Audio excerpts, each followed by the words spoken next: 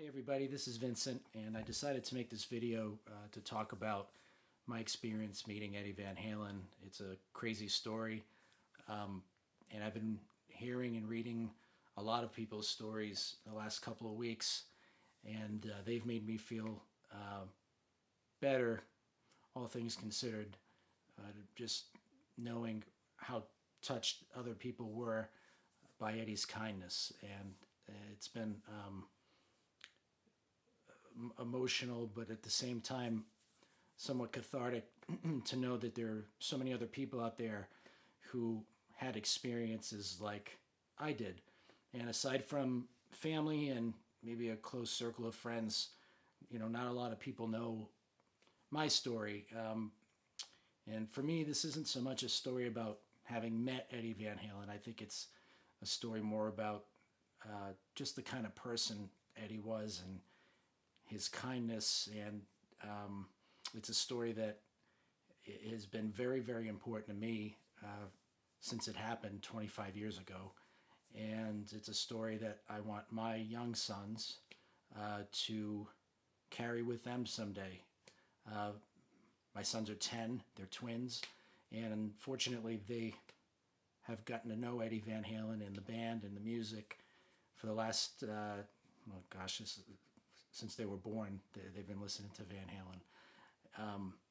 But I've never recorded this story, I've never put it down anywhere, I've never written it down, but it's important to me, and I don't know, maybe it'll make some of you chuckle, and most importantly, I think, help people see how just the kind of person Eddie was. So, in any event, so we rewind back to 1994. I was 18 years old, and it was October. I think it was Columbus Day weekend, and there were a lot of rumors and news about Van Halen releasing a new album and possibly, releasing it sometime in the new year. I had never seen Van Halen live before. I'd never been to a concert, even though I was 18. There's a lot of reasons for that, but primarily I came from a family who, I had a dad who was a cop, and he was strict. So suffice it to say, I hadn't seen Van Halen by the time I was 18 years old, but I was super excited about this album that was supposed to be coming out, and was at a neighbor's house that weekend, and somehow came up with this crazy idea that they would release this album, and if they went on tour, I might somehow be able to go to one of these concerts. And that's about as much as I had thought of it. But at this particular neighbor's house, my neighbor's brother, his name was Mike, we'll just call him Uncle Mike for the rest of the story. He happened to be in town, and he's from Las Vegas. And we were talking, and it turned out that he was the head usher at the Thomas and Mack Coliseum in Las Vegas. This is where UNLV, the Running Rebels, play basketball and stuff. I had never been to Vegas, knew nothing about Vegas, knew nothing about UNLV, knew nothing about the Thomas and Mack, nothing. But just kind of started getting this crazy notion that, well, you know what, maybe if he's an usher at this place, maybe if they tour there, maybe he can get me a ticket. I had no idea if they toured, if they'd go to Vegas, and if they went to Vegas, if they'd play at the Thomas and Mack. I had no idea. But anyway, planted that seed, and Uncle Mike said, well, keep in touch with me, and if you see that they release the album and go on tour, I'll see if I can get you a ticket. So fast forward to January of 95, I turned 19 and Balance is released, and that was back when there was really no internet, and you had to wait in line at a record store at midnight for the release in the cold. And I was, at the time, going to school in Worcester, Massachusetts, and anybody who knows about Worcester, Massachusetts knows what the winters are like there. So the album is released, and I think the only kind of internet access that existed at the time was Yahoo as a search engine, and it had just come out. So I remember after a month or so of having the album, I was able to get my hands on the tour dates. Sure enough, Van Halen was going to Vegas, and they were going to the Thomas and Mack Coliseum. So I kind of flipped my lid, called this Uncle Mike up and tell him about it and say, hey, can you get me a ticket? He says, I'll get back to you.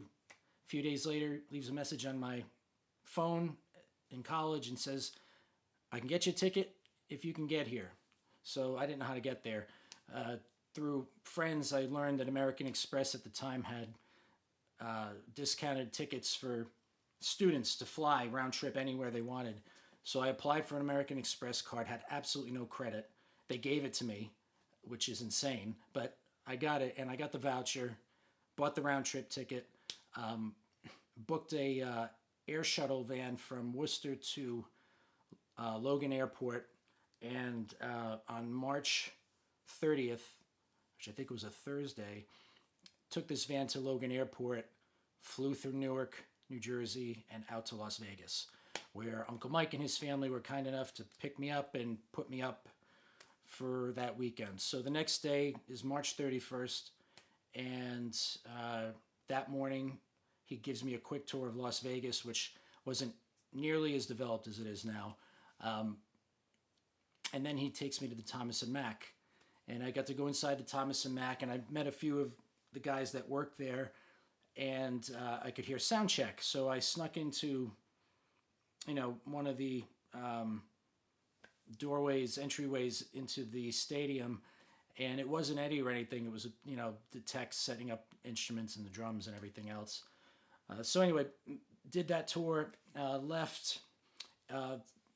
Day came and went, and then that night got a ride from Uncle Mike over to the Thomas and Mack, and I had 14th row stage right, so that would be on Michael Anthony's side, and great seats, awesome seats.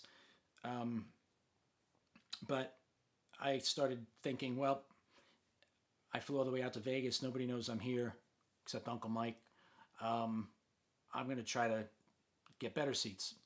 So essentially, as soon as the lights went down, I saw that the usher was talking to some other people. I snuck by him, got onto the floor, and started making my way down the middle aisle. And I'll never forget it. It was that opening chant of the Seventh Seal with the monks chanting. And it was all dark, and it's loud, and it was just unbelievable. So I'm walking down the center aisle towards the front, and I run right into a security guard who kind of gave me a bear hug and asked me for my ticket. Turned out he was one of the guys I had met earlier that day who knew Mike, and he told the other guy behind him to let me by. And next thing I know it, I'm like right at the barricade in front, stage left in front of Eddie.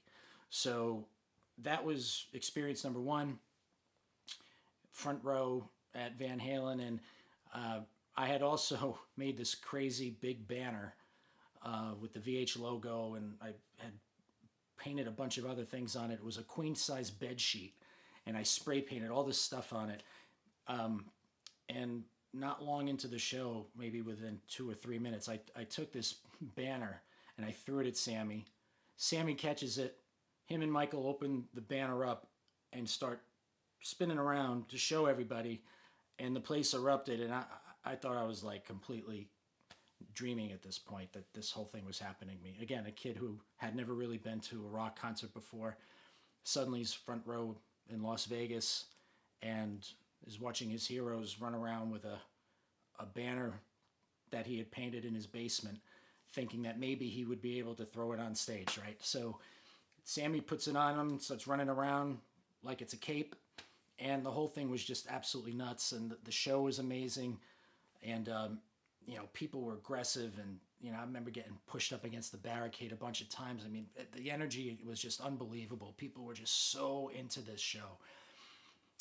So anyway, fast forward, show comes to an end, and lights go on, and I noticed that on the floor were all folding chairs. Even though people didn't sit, there were a bunch of folding chairs on the floor. And it kind of becomes chaos. Everybody's trying to get out. The roadies are kind of jumping on stage to break everything down. Security's all over the place. It was just complete, chaos. I decided I was going to take it another step further, and I was going to take 3 folding chairs on each arm, fold them up, and I was wearing a black t-shirt. I was going to put them under my arm, and I was just going to start barreling my way backstage. No idea why I thought I was going to do that, but I decided I was going to try. So here I am with these 6 folding chairs under my arms, telling people to get out of the way. Security never checked to see if I had a laminate, and I didn't have, obviously, a laminate. And I went right to the back, and I see all this gear being loaded in all these crates, and I was completely shocked. And I'm standing there with these chairs, and I'm looking around, and I'm like, all right, well, what do I do now? And then as I guess I'm trying to figure out what the next move is, this big security guard comes up and asks me for my credentials, and I told him I didn't have them. He knew I was full of shit. He threw me out, so I do the long walk of shame out this giant loading bay to the parking lot, and, that was that. But I decided I was going to try again. So as all these thousands of people are still kind of coming out of the Thomas and Mack, I went in, and I had no idea what I was going to do. I just went back inside to the main pavilion area, and once again, as fate would have it, I happened to bump into another guy randomly that I had met that morning who did have a laminate. And let's just say his name was Mark. I don't remember, but I probably went crazy and said, hey, I tried to get backstage. They threw me out. Is there any way you can get me back? Blah, blah, blah, blah, blah. So this guy, incredibly takes his laminate off, puts it around my neck. He must have really loved Uncle Mike, right? And he takes me down a back stairwell and brings me to the dressing room, which was on the other side of where the giant security guard was, 10 minutes before when I got thrown out. And he said, just make sure I get it back. And he left me there. And so I walk in, and lo and behold, I'm in a dressing room, completely catered. There's people everywhere. And the first person I notice and recognize is Michael Anthony. So I walk up to him, and he's eating. And I introduced myself, and I told him I flew out there to see them. It was my first show, and blah, blah, blah. And he couldn't have been nicer to me. I mean, he was just absolutely amazing. It actually brought a lot of the anxiety down for being back there, because I didn't know anybody, and I didn't belong back there, right? So as we're talking, I happen to ask him where Eddie was. And he's like, oh, he's around here somewhere. He might be in the back room. And I guess there was another room to the back of the dressing room. So I then catch a glimpse of Eddie in this other room. And before I have a chance to even walk in that direction, this tour manager named Scotty Ross walks in. I don't know if you guys know who Scotty Ross is. He's a famous tour manager. I knew who he was because he was Poison's tour manager in the 80s. And I remember I had this live behind the scenes VHS tape. If you guys out there have never seen a VHS tape, it was this big giant, back then we didn't have discs. Nothing was digital. But Scotty Ross was interviewed on that tape, and as soon as he walked into that backstage area, I knew it was him because I recognized him. Well, apparently he didn't recognize me, and he also didn't recognize some other woman who was back there who didn't belong back there. So he starts screaming at both of us. Now, I try showing him my laminate. He didn't give a shit. So he grabs my arm, and he's yelling at the other woman, and he's pushing us out, and he's also trying to get everybody on their buses, and there's a schedule with the tour and everything else, and it's stressful and whatever. And so I'm sure the last thing he wants to do is have to deal with 2 people backstage that had absolutely no business being back there. So he's pushing me back up the same loading bay that I had gotten thrown out of the first time, and he's also yelling at this woman. She was probably a groupie, and he probably didn't want her anywhere near the band. So he's yelling at her to the point where he's not even really talking to me. He's just kind of holding my arm and pulling me out. And he's yelling at her, and then he stops. And I finally looked at him, and I said, "You're Scotty Ross." And he said something like, "Who the hell are you?" And I said, "I flew out here. I'm all alone. I've never seen a Van Halen show before. Eddie means the world to me, blah, blah, blah, blah, blah. I'll never get this close again. Can you please just let me say hi to him and maybe get a picture with him? And I won't be a pain in the ass. I'll leave right away. But if I don't do this now. It's never going to happen. And again, miraculously, another person in this crazy trip takes pity on me, and shows an incredible amount of kindness. So he acquiesced. He turns around, he walks back down the loading bay, and he starts yelling, "Edward, Edward, get up here, Edward." He's yelling at Ed. He's yelling for Eddie. So now I'm standing alone in this parking lot. There's a limousine that had pulled up, and there's no one else around because of where it was on the side of the building. Out of the bay with the light in the background, Eddie starts walking up. And at that point, I don't really remember, how I felt or what was what. I know my heart was in my throat and I was shaking, and I'm sure I had rehearsed what I might say if I ever met him, but none of it came out. But I do remember he walked up and he was kind of quiet, and I do remember saying, "Ed, my name is Vinny, and I flew out here from, I took a plane from Boston, and I can't tell you how much this means to me, and blah, blah, blah, blah, blah, blah, blah, blah, blah. It's my first time flying. It's my first time seeing the band. It's my first time this, that. I've never flown to a concert, And so Eddie starts laughing at me, and he looks at me and he says, "Dude, why did you fly all the way out here? We're going to be out in Providence and in Boston next month. You didn't have to come all the way out here for this." And he completely disarmed me with that comment. It was like, he knew exactly why somebody would fly out and do something like that, but he at the same time didn't even think that it made any sense that like I would do all that just to see him and see the band. And he was genuine about it. And he was kind of busting my balls. It was really funny. And so that kind of like put me at ease. And he put his arm around me, and Scotty takes this picture. And then I look at Scotty, I say, "Scotty, just in case that one doesn't come out, take one more." Now remember, no cell phones, no iPhones, there's no digital anything. I had this crap camera with like 35 millimeter or whatever the film was.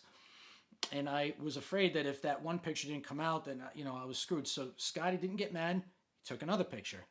So I thank Ed, and then I realized I was holding the first issue of the Insider, the Inside rather, the magazine that was published for Van Halen for a while. And I asked him to sign it, but he was kind of in a rush, and so he said, "You know what? Next time I see you, I'll sign it. I got to get going, but here, take these." He reaches in his pocket, and he gives me a handful of pics, and he pats me on the shoulder, smiles, and he gets in the limo, and he goes. And I'm standing there, and Scotty Ross happened to still be there. I think he was going back in, and I thanked him, and he kind of just smiled at me, and he walked back in. So the outtake from that story is that same girl that he threw out was still lingering around somewhere and came up to me and said, "I know where they're going. They're going to the Hard Rock. They're going to go gamble. I'll give you a ride there, but I want one of those pics." So Eddie had given me a few of them. So I said, "All right, that's worth it. I'll give her a pic. She'll give me a ride." And that's that. So off we go. I give her one of Eddie's pics, and we go to the Hard Rock Hotel. And sure enough, they're there gambling, and Sammy's like, being Sammy and all happy and jovial and stuff. And Eddie's, gambling. Valerie was sitting next to him, and Alex, the whole thing. It was all surreal. So anyway, that's my crazy Van Halen story. It started off as this like crazy imaginative idea in my head on a Columbus Day weekend. Had no idea if the record would be released or when it would be released. I had no idea if they would tour, and if they toured, I had no idea if they would go to Vegas, and if they went to Vegas, if it would be in that particular stadium, and if that guy, Uncle Mike, could even get me a ticket or even get me there. And it just all happened without any internet, really. There was no internet. So this was all done kind of like with payphones and, just whatever we did back then to try to plan stuff like this. So one last piece of it that's kind of crazy is that 3 years later in 1998, I was in Boston. I was living in Boston at the time, and Eddie and Gary Sharon were going to do an event for WAAF at the Hard Rock.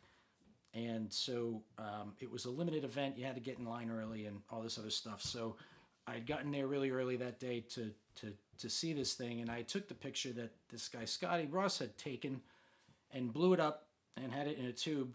I guess on the off chance that maybe I would see Ed, or it would be intimate enough where I could get his signature or something like that.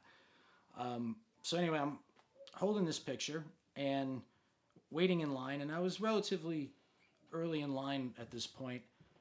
And at one point, the door opens from the Hard Rock, and here comes Scotty Ross. Same guy. Walks out, starts looking around, and he says, "Does anybody know if there's a CVS around here? I got to go to a drugstore. I got to pick up some stuff." And I immediately said, "Hey, Scotty, yeah, I know where there's one. I knew where there was one. It was not far." I said, I can take you there." He said, "All right, come with me." He's like, "You won't lose your place in line. Don't worry about it. Let's take a walk." So here I am walking with this guy that took the picture that I'm holding in my hand in this tube. But I wasn't saying anything about it. We were just chatting, whatever we were chit-chatting about. And get to CVS, he gets what he's going to get. We're chit-chatting on the way back. Great conversation. I was probably with him for a good half hour. And as we're getting back in line, I said, "Hey, Scotty, I got to show you something before you go back inside." And I took the picture out of the tube, and I opened it up, and I said, "You took this picture 3 years ago in Las Vegas." And I went through the whole story with him about how he threw me out and how he changed his mind. And I said, "If you weren't as kind as you were, I would never have this." I said, "And this is like no like I can't even put a value on this. This is just so important to me and so special, and it's something I'll never forget." I mean, I could have gotten that close, and you could have just tossed me, and that would have been it. After all that, like all those crazy, like sneaking back with chairs and doing, God knows what to try to, sneak to the front row and sneak back with folding chairs, get thrown out, sneak back in, bump into this other guy again, bump into another guy, all the craziness. I got that close, and you could have killed it, and you didn't. And I never got, just wanted to thank you again. So he starts laughing at this story, and he says, "Give me that." He goes inside, he comes back out, and he said, "This is from Eddie." And I open it up, and Eddie had personalized it to me. And let's see if I can show you guys this. So you're going to notice that the date is 1998, even though the picture was in 95. That's because it was signed 3 years later. So I'm sorry, let's see. And there it is. So that's my crazy Eddie Van Halen story. It's it takes on a whole lot of meaning now, primarily because I have two boys that are getting into music, and it was 25 years ago, and now that Eddie's gone, it's like all those memories just flood back, right? And just the craziness of that trip, and going from imagining going to one of those concerts to actually sneaking to the front row, bumping into the right people right at the right time, and just it's like, if you don't believe in the law of attraction, I don't know what this is, because this is definitely more than luck. What you put out there is what you get back. But I guess the moral of the story for me, and why it's so important, is it's not because of me. It's not because I met Eddie. It's not because my story's crazy or whatever. It's because of the kindness that people showed me along the way, and could have just been completely dismissive and weren't. And ultimately it led to Eddie, who could have also been dismissive, and that would have crushed me, because after all that, sometimes you hear stories about people meet their heroes and it doesn't turn out to be the way they had imagined it would turn out. And Eddie wasn't anything like it. Was like I was the only person there, and he actually joked with me, busted my balls a little bit, completely just kind and generous and warm, and for that few minutes just made me feel like I was a big deal, and that he wasn't a big deal enough for me to fly out there to see him. It's just, I think the common thread with all the stories that people are talking about is that he, he never acted like the rock star. He never acted like he was better than anybody. He never, he was just happy, warm, generous, wonderful person. And I'm blessed to have met him. I'm blessed to have that story. I don't know if I would do all that today. As you get older, you kind of, you don't have that crazy sense of I can conquer anything and do anything. But I have the story, and it helps keep Eddie alive for me. Just like everyone else's story about Eddie, I think helps all of us keep him alive. It's not just about his music; it was about him as a person. And a lot of people since then have come into my life because of Eddie, and a lot of them I call dear friends, and I'm so grateful. I really am, and I miss him.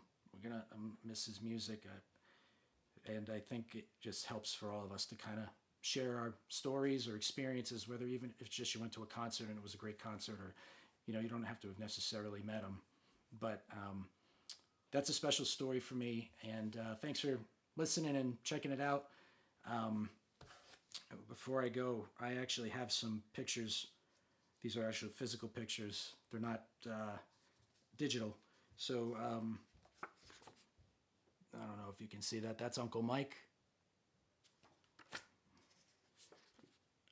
That's Eddie on stage, and there's Sammy running around with my giant queen-size bed sheet, like it was a cape. And you'll notice on Eddie's pedal board, there's a black t-shirt hanging off the side.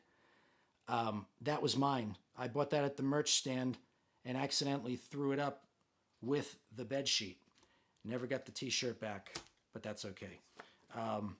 Here's a picture of Sammy. That's how close to the stage I was with Eddie behind him. There's Edward getting it done. That was the view of the Thomas and Mack from the parking lot, kind of where I was, or close to where I was after I met Eddie.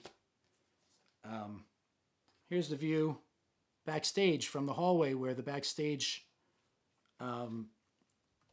dressing rooms were. Let me see if I can get a better shot there for you guys. I should just scan these and put these in, but that was the big guy that threw me out. And there's the woman that, let's see, sorry. That's the one that got thrown out with me. And there's me and Michael and her. She jumped in. I was not happy that she jumped in. I didn't need her in the picture, but she decided to jump in anyway. Here's Sammy at the Hard Rock. Here's Eddie giving me a thumbs up, or somebody a thumbs up. I don't know. There were 100,000 people there probably taking pictures, so probably wasn't me. Alex. And one more of Eddie there. This video is going a little long, and if you didn't stick around, I don't blame you because it's a long story. But if you did stick around, then you heard me through this whole thing. Thank you. Thanks for letting me share it. Thanks for taking the time to indulge me. Again, I recorded this so my sons have it to look at someday, but it's also really cool to be able to share with other VH fans. Oh, and let me see if I can show you guys one more thing. Hold on.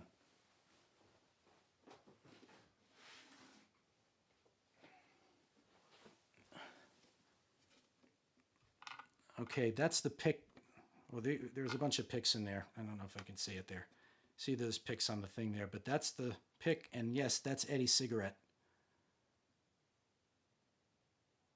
It's a Camel, and I always said I would smoke it if I ever outlived him, but I can't bring myself to do it. But that I got that evening as well. There's the backstage pass that I had, and there's the ticket stub. So anyway, there's my crazy story about Ed, and I'm so glad you checked it out. So thanks for tuning in, and long live VH.